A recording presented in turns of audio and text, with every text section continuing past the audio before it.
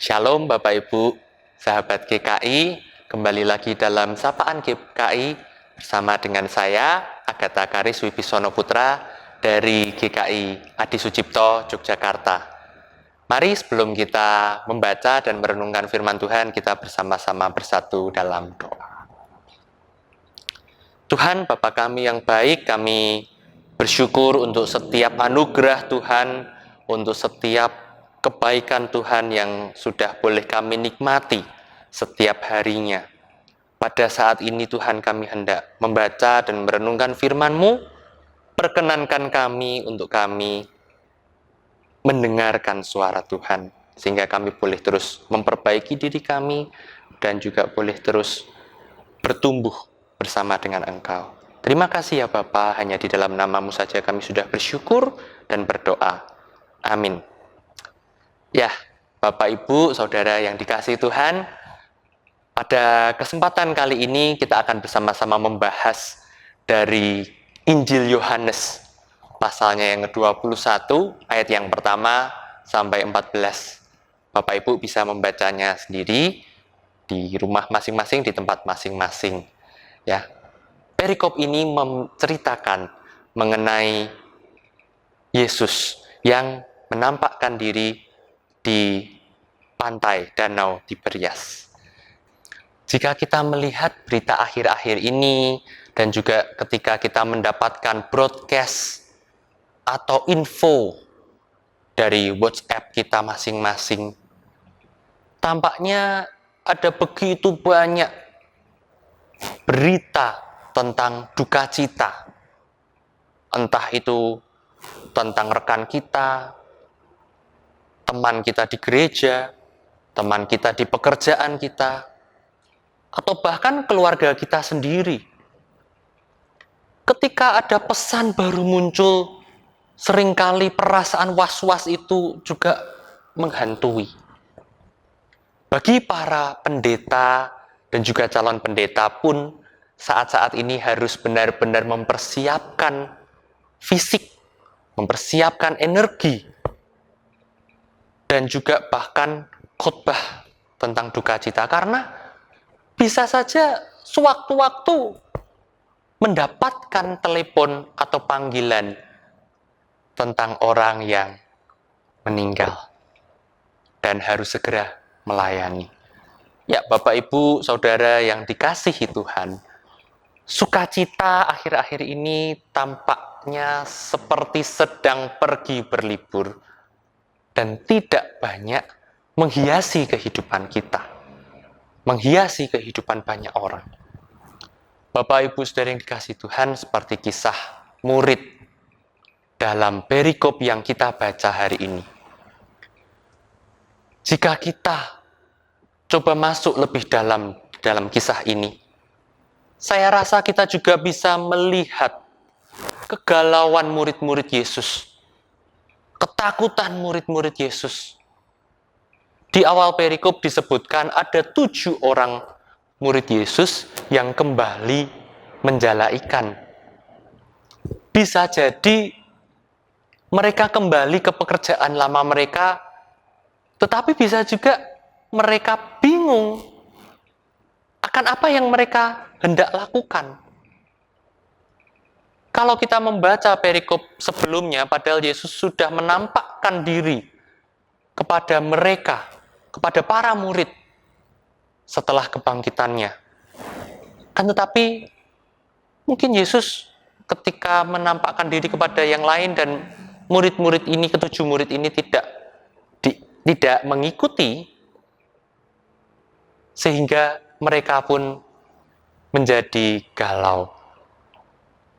Hal ini biasa terjadi karena biasanya ketika suatu kelompok kehilangan pemimpinnya, mereka akan kembali ke pekerjaan lama mereka.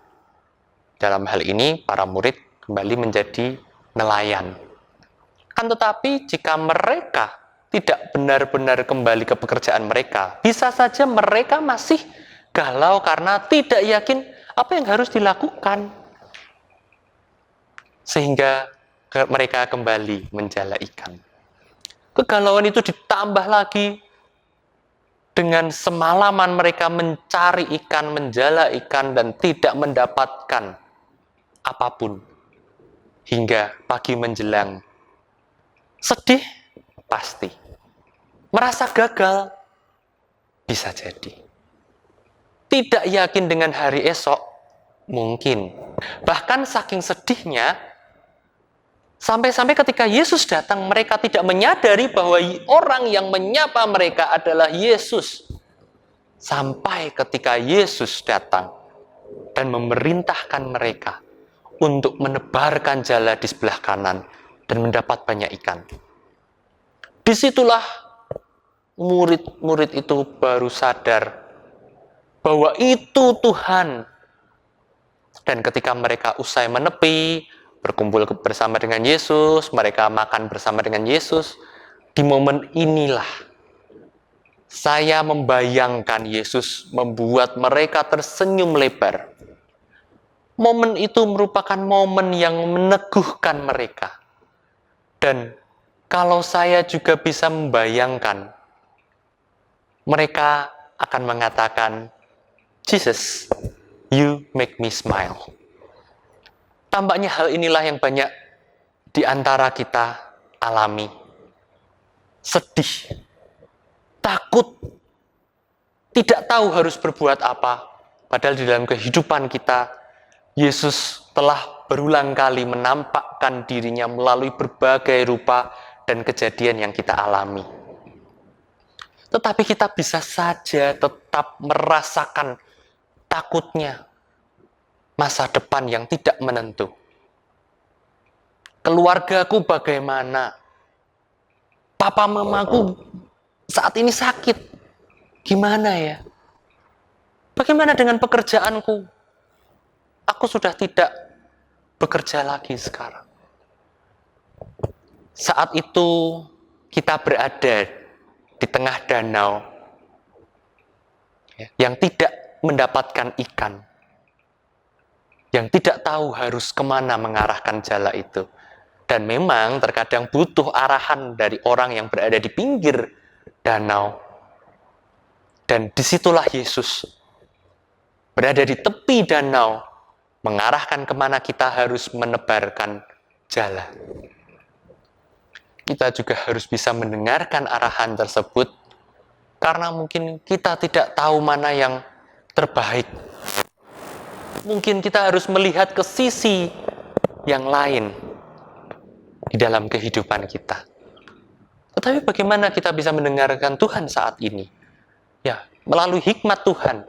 Tuhan sudah memberikan hikmat kepada kita. Ketika kita memuji Tuhan, ketika kita bersaat teduh, memiliki waktu pribadi dengan Tuhan, ketika kita bersekutu bersama dengan rekan-rekan kita melalui ibadah minggu ataupun persekutuan-persekutuan yang lain, Tuhan bisa menyampaikan kepada kita kapanpun. Pertanyaan berikutnya, apakah Anda mau mendengarkan suara Tuhan? Memang butuh percaya dan butuh berserah penuh pada arahan Tuhan dalam kehidupan kita. Tetapi percayalah, di akhir kita juga bisa mengatakan, oh, thank you Jesus, you make me smile. Terima kasih Yesus, Engkau membuatku kembali tersenyum. Jika belum melihat, ingatlah kembali. Sudah berapa kali Tuhan membuatmu tersenyum? Percayalah hati Tuhan begitu baik. Percayalah hatinya tidak akan pernah mencelakakan kita semua. Tuhan menyertai dan memberkati kita semua. Amin. Mari kita bersatu dalam doa. Tuhan Bapa kami yang baik, kami bersyukur memiliki Allah yang begitu mencintai kami.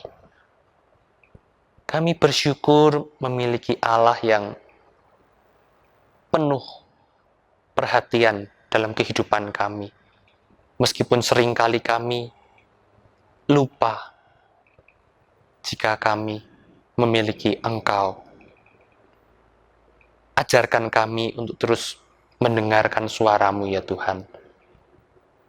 Agar kami boleh terus hidup seturut dengan arahan Tuhan. Hidup seturut dengan apa yang Tuhan mau dalam kehidupan kami. Karena bagaimanapun Tuhan, Engkaulah yang dapat membuat kami terus tersenyum di dalam keadaan yang kami hadapi saat ini.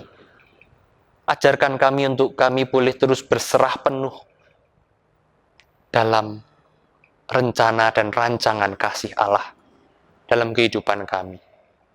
Terima kasih ya Tuhan. Inilah doa kami yang kami naikkan hanya di dalam nama Tuhan Yesus Kristus, Juru Selamat kami yang hidup. Amin.